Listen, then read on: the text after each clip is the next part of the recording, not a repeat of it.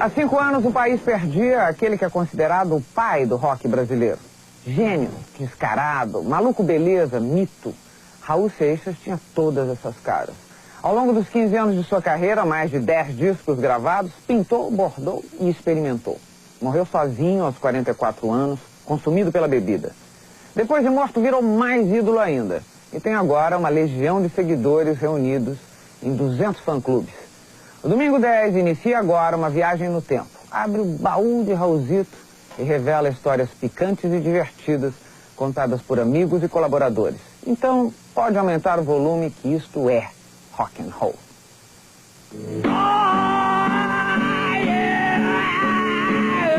Bota o fogo na cara, o Brasil tá com vontade de gritar.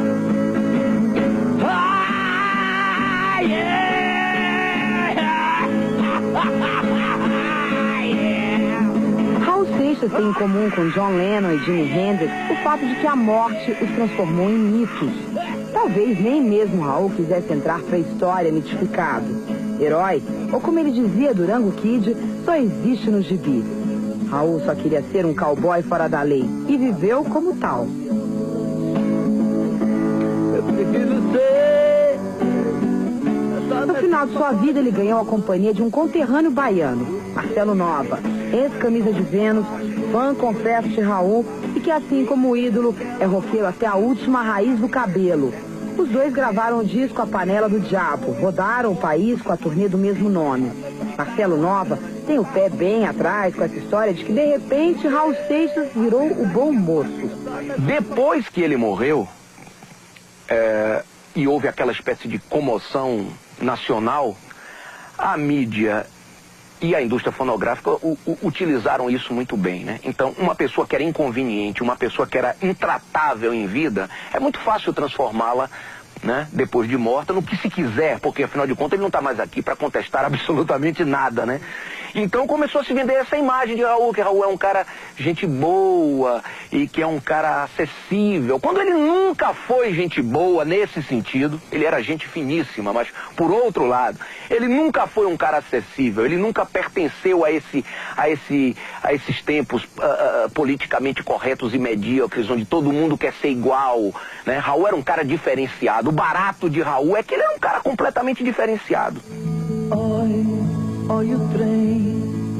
Essas são imagens inéditas gravadas no começo dos anos 70 com uma câmera Super 8, garimpadas pela viúva de Raul, Kika Seixas, e que em breve serão lançadas em vídeo. Raul aparece ao lado de seus primeiros parceiros, como o maldito Sérgio Sampaio e o escritor Paulo Coelho, em plena era hippie. Como é que foi o seu primeiro encontro com Raul? Tem a versão lendária e tem a versão verdadeira. A lendária é que eu estava na praia, ele estava na praia, a gente não se conhecia e de repente baixou um disco voador. Isso, não sei quem criou essa versão, foi nem eu nem ele. E a versão correta é que eu tinha uma revista chamada 2001, onde eu militava pela época hippie, tentava, enfim, divulgar tudo aquilo que a gente acreditava. E um dia chegou um produtor da CBS de pasta, né, terno e gravata, e era o Raul. E ele disse, eu li uma matéria sobre discos voadores na sua revista, eu gostaria de enfim, participar, escrever alguma coisa. E a gente achou estranho um cara de terno e gravata, mal a gente sabia que o Raul ia ficar mais maluco que todo mundo, porque a redação era uma loucura, né? Todo mundo de cabelo grande, tiara na cabeça. E então foi isso, ele me convidou para jantar, eu fui, mas fui meio... mas era um cara muito sensível. E começou a me mostrar lá as letras dele sobre o disco voador, eu fiquei fascinado. Nessa época também essa sequência. Raul pede ao câmera que o filme tocando violão completamente à vontade, na privada mesmo. Para completar, ele ainda dá a descarga com ar de nem aí. Coisas da irreverência do maluco beleza. Assim como no dia da gravação de Mosca na Sopa em 74, quando Raul recrutou um grupo de mulheres que não tinha a menor intimidade com o estúdio para fazer o coro da música. Era o início da carreira. Raul tinha cara de garoto e Paulo Coelho, fartos cabelos negros. Como é que foi a parceria? Ela foi harmoniosa, foi turbulenta? Ao contrário, foi a parceria mais turbulenta que eu tive. Foi uma relação muito intensa de amor e de ódio. E por isso as músicas ficaram, porque eu compus com muita gente depois, fiz letra pra muita gente, e não ficou nada. Não ficou nada. Algumas pra Rita, uma pra Elis. Enquanto o meu trabalho com o Raul, nós estamos em 94, são 20 anos, né? Gente que nunca havia nascido aqui nessa área, que é uma boa caixa de ressonância. De vez em quando eu escuto a minha música. A gente se batia o tempo todo, né? A gente se batia, a gente se chocava. Eu não me lembro de detalhes, mas eu me lembro da sensação, né? De eu sair irritado da casa dele sair irritado da minha casa. Ou então momentos de êxtase, né? Que os dois se entusiasmavam. Quando a gente fez Guita foi assim, a gente estava em Dias d'Ávila, na Bahia, né? E estávamos nós dois só. E foi uma coisa quase religiosa, né? Porque a letra saiu em 10 minutos, 5 minutos. E também, além então desse momento de coisa, tinha um momento de contemplação do universo, um momento que a gente parava e via que a força divina estava presente ali, né? Às vezes você me pergunta. Ao contrário do que possa sugerir, Guita não é uma música falando de uma história de amor entre um homem e uma mulher. A inspiração veio de uma volta no tempo, milhares de anos antes de Cristo, com base no livro indiano Bhagavad Gita. Raul gostava de filosofia com música. Queria ser um pensador do rock and roll. Talvez você não entenda. Essa reportagem continua no próximo bloco. Depois do intervalo, você vai ver os problemas que Raulzito enfrentou com a censura por falar o que queria e também as verdades e mentiras que marcaram a vida do roqueiro. Tomada com tomada não dá nada. Plug com plug também não dá nada. O mundo foi feito com tomada com plug. E você vai ver ainda nesta edição do Domingo 10. Denúncias de assédio sexual viram rotina em empresas norte-americanas. Agora, até os homens prestam queixas à justiça. Up front, she made comments about my body and she called me a Chippendale.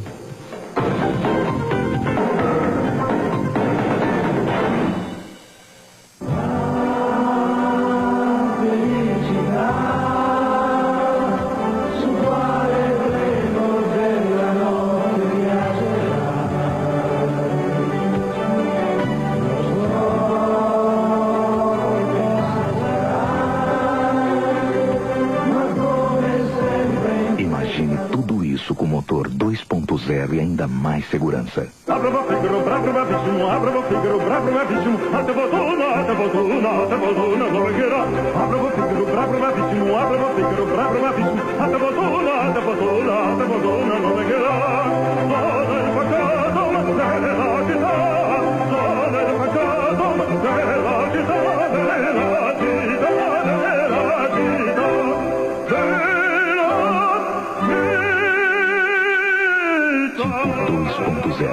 Seguro e bravo.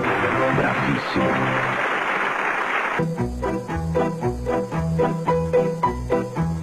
Nos fundos bandeirindos você pode aplicar. É só ter um pouquinho pra poder ganhar. Faça seu investimento no Bandeirindos, o melhor administrador de fundos do país. Esse Bandeirindos. Suíça? Japão? Estados Unidos? Não. Tudo que você está vendo é Brasil. É Telebrás. Tecnologia de ponta em telecomunicações totalmente nacional. Fibra ótica, telefone público com cartão, centrais telefônicas. Tudo isso a Telebrás fez em 20 anos. Hoje falar é fácil. Difícil foi fazer. Onde tem Brasil, tem Telebrás. Mãe, esse é o Chico. Chegou Mini Bits da Nabisco. Já vê, não tá vendo. Oi, é crocante e salgadinho. Sim, o que eu falei pra senhora. Quem experimenta Mini Beats não larga por nada. Isso aí? E esse é o meu pai. E você é? Eu sou o Chicão. Mini Beats. Quem pega, não abre mão.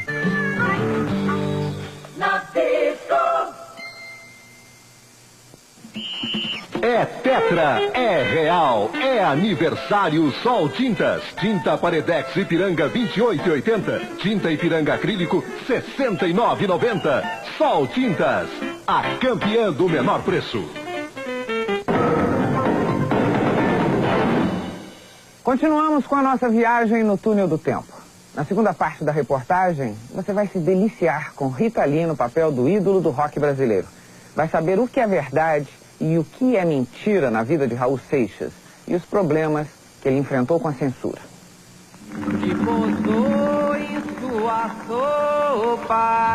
Você ouviu, baby, aqui no Let's Rock, Dom Raulzito Seixas, ele, o homem que instaurou texto. Eu disse texto no rock and roll brasileiro. E olha que faz tempo isso, hein?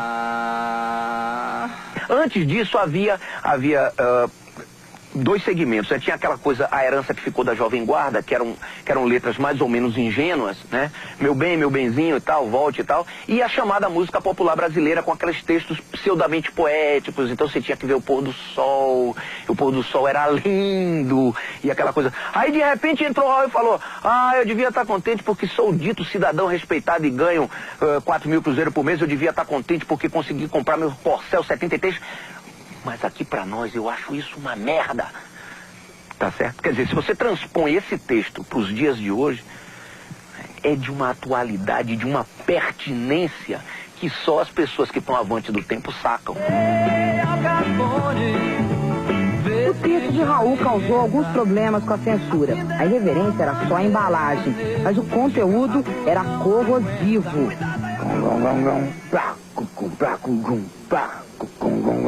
A solução pro nosso povo eu vou dar. Negócio gosto de quem nunca viu. Tá tudo pronto aqui, é só vir roubar, mas a solução é alugar no Brasil. Nós não vamos pagar nada. Aí, sabe, tem orquestra aqui, sabe? É uma homenagem da Fineto, que me é muito simpático. Eu espero que ele não fique com rancor de mim. Ironicamente, não houve problemas com essa música. Em compensação, uma outra música do disco Abre-te Sésamo, título que é uma referência roubalheira no país, foi proibida de ser tocada em rádio e TV. O Rock das Aranhas. Rock das Aranhas? O problema é o seguinte, a censura moral não deixa passar. O Rock das Aranhas são duas aranhas, quer dizer, tomada com tomada. Dá algum curto-circuito? Tomada com tomada não dá nada. Plug com plug também não dá nada. O mundo foi feito com tomada com plug. Tomada com plug. Tomada com plug. Aí dá uma sequência, você tá entendendo? Ao que Deus nos fez, ao que Deus mandou a gente fazer, tá entendendo? Porque essas duas não dão contato, você tá entendendo? Então o Rock das Aranhas é uma homenagem ao não contato das coisas. Mas quase uma década antes, Raul teve que deixar o país, obrigado pelos militares. Tudo porque ele resolveu viver o sonho da sociedade alternativa e sair pregando por aí. Vocês chegaram a pensar, quer dizer, tinha um projeto de montar mesmo, de concretizar a sociedade alternativa, né? Não deu certo. Não, graças a Deus que não deu certo. E chegamos a ver o terreno, a montar a Cidade das Estrelas, né? Porque a gente ganhava dinheiro, mas o dinheiro é o quê? O dinheiro é uma força que para você realizar seus sonhos, nada mais. Você um dia vai passar dessa para outra vida e não vai poder levar nada, a não ser os seus sonhos, né? A única coisa que você leva dessa vida para a próxima. E o que terminou acontecendo é que a gente investia nessas coisas. Mas como a gente era muito maluco, graças a Deus, entendeu?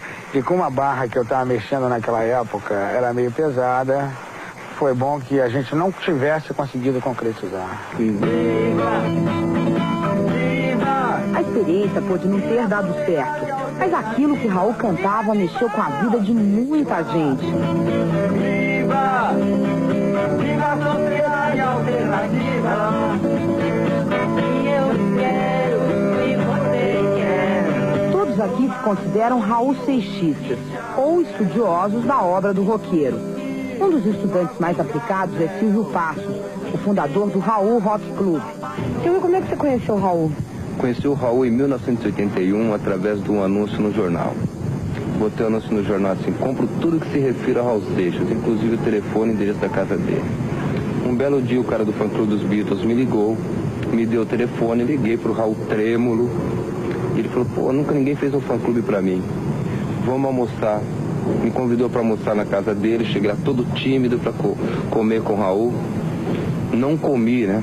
Travado na mesa, ele enfiou a mão na travessa de macarrão, colocou no meu prato, come e fica à vontade. E dali pra frente não desgrudou mais um do outro. Desde então, desde 81 até hoje, é assim que você vive? É a sua causa? E é a minha causa. Morrerei pela causa. E a sua família, o que acha disso? Continuo achando que eu sou louco, graças a Deus. Eu continuo sendo louco. Você não é casado, nada? Fui casado, a mulher também não suportou. Suportou durante 6 anos. Aí ela falou: então vai viver com o Raul que eu vou ficar na minha.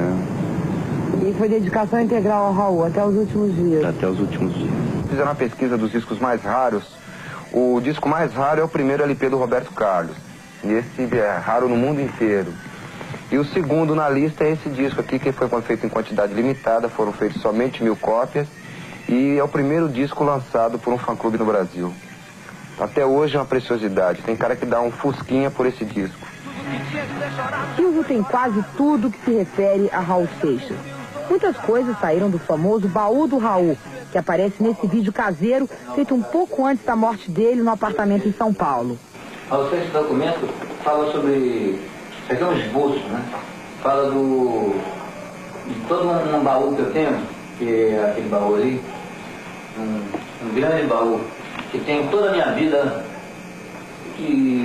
escrita, filmada e documentada em tapes. E grita ao mundo que você está certo. O baú agora está no Rio de Janeiro, no apartamento de Kika Seixas. Era muito difícil ser mulher do Raul Seixas? Era apaixonante e ao mesmo tempo difícil, porque o Raul vivia, vamos dizer assim, 20 horas por dia, o ídolo Raul Seixas, né? O artista Raul Seixas. E algumas horas eu tinha o pai, o marido Raul Seixas, mas nessas 4 horas que me sobravam, ele era tão doce, tão pai, era tão responsável pela família dele, que era difícil acreditar que fosse o mesmo Raul. Quando Kika abriu essa caixa preta ao público, os manuscritos e outros textos viraram um livro, O Baú do Raul, que já vendeu 60 mil cópias. Hoje ele guarda o cinto com que Raul fez a sua primeira aparição para o grande público no Festival Internacional da Canção, com Let Me Sing My Rock and Roll, livros dos ídolos Truffaut e Hitchcock, discos e muitas fotos. Inclusive a de um cheque sem fundo de um show em Caieiras, na Grande São Paulo. Esse episódio virou filme, o curta-metragem Tanta Estrela Por Aí, de Tadeu Knudsen. Ele narra o fato verídico do dia em que Raul chegou para um show em Caieiras e foi confundido pelo público com um impostor. Justo ele, a quem nunca faltou autenticidade. Eu não canto mais igual videoclipe. Não canto. Então cala a boca e cai fora, Raulzito Cover. Esse cara não é o Raulzito, não. Esse cara é impostor. Cover de merda! O Nico enganou a gente!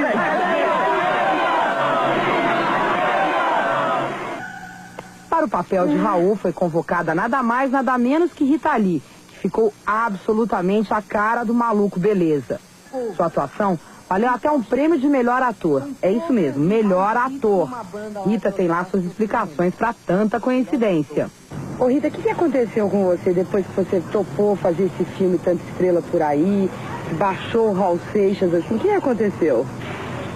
Bem, aconteceu que já antes de pintar o roteiro do Tadeu Knudsen, me convidando para ser o próprio, eu já tinha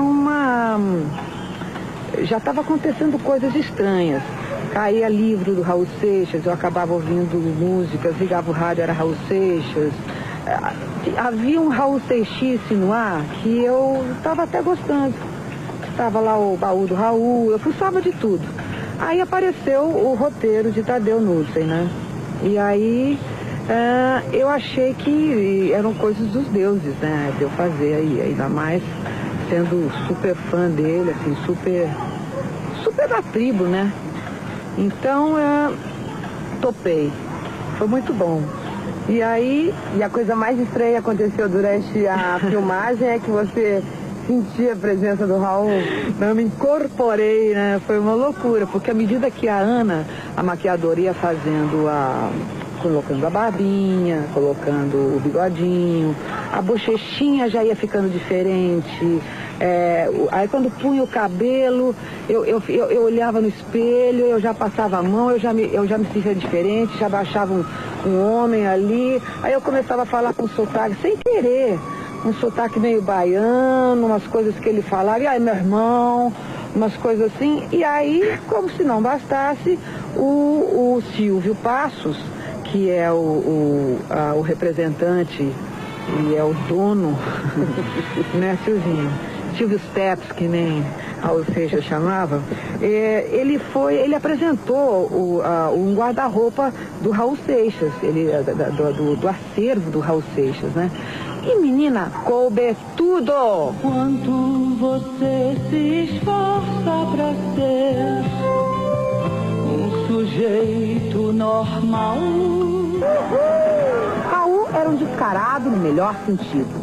Tanto que cometeu heresia, para os puristas de plantão, de unir rock and roll com baião.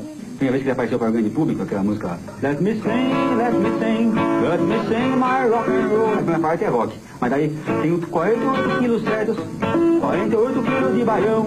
Aí você vê que ele percebeu que a junção rock e baião é a coisa mais natural do mundo. Um amigo nosso, o Jonas, né, tem a loja Bruno Disco lá no centro, ele me mostrou um rock americano do fim dos anos 50 que é mais ou menos assim. You can go on the way, when I saw my baby walking down the street. She's a killer, a killer dealer, a killer, a killer dealer, a killer dealer, you always say.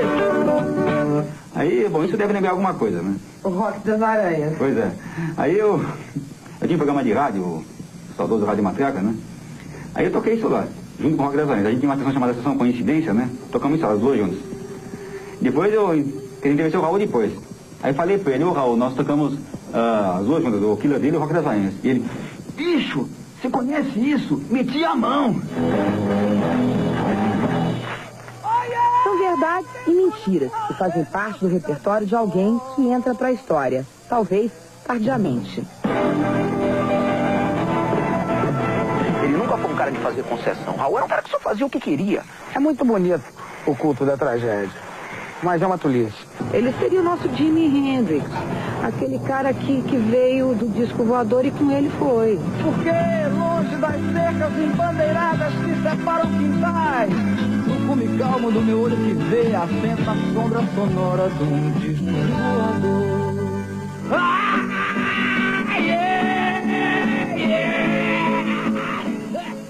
Raulzito está mesmo na ordem do dia. 2 lançamentos vão deixar os fãs ainda mais felizes. O primeiro é um disco com a gravação de um show inédito em Brasília. O outro é o Rock Book, com todas as letras do roqueiro. Algumas delas têm até anotações e comentários feitos pelo próprio Raul. O Domingo 10 volta depois do intervalo. No próximo bloco, um raio-x das Forças Armadas Brasileiras. A sociedade, políticos e os próprios militares discutem a crise e o papel das Forças Armadas no Brasil de hoje. E ainda nesta edição você vai ver como estão crescendo as ações de assédio sexual nos Estados Unidos. E agora não são apenas as mulheres que denunciam os homens, não. Keith Doney era um soldado do exército americano. Nada do que ele passou nos treinamentos se compara com o que aconteceu no antigo emprego. Pai de 2 crianças, Doney trabalhava 2 anos no hospital na Geórgia, quando sua supervisora começou a assediá-lo.